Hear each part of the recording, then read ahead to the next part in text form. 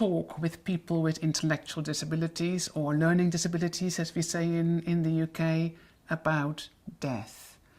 So if you are supporting somebody with a learning disability who is terminally ill or who has a bereavement, maybe mum is dying or mum has died, what do you say? Do you talk about this?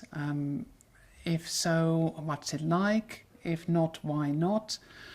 These are the kind of questions that we've been wondering about.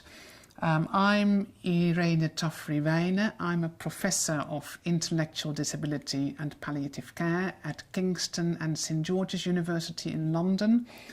And I've worked together with researchers in Glasgow, in Wales, in Northern Ireland, to do the Talking About Dying survey.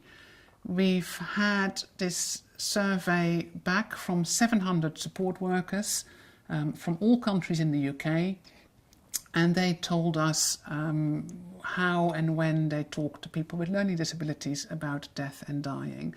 About 150 of those staff told us about somebody with a learning disability who was terminally ill that they've supported in the past year.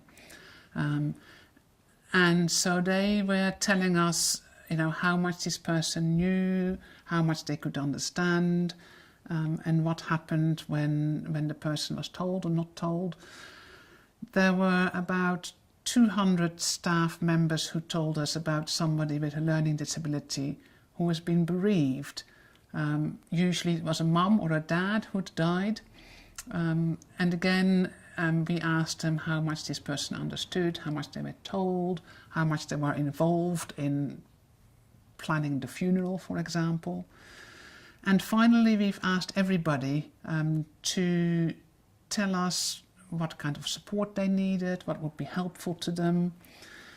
So we've just published all the findings of this survey in a document called the Talking About Dying survey. It's just gone online. There are lots of top tips about how you can talk about dying with people with learning disabilities. There are lots of quotes of people who are support workers who told us about their experiences. I think you'd find it really interesting, and I urge you to read this document.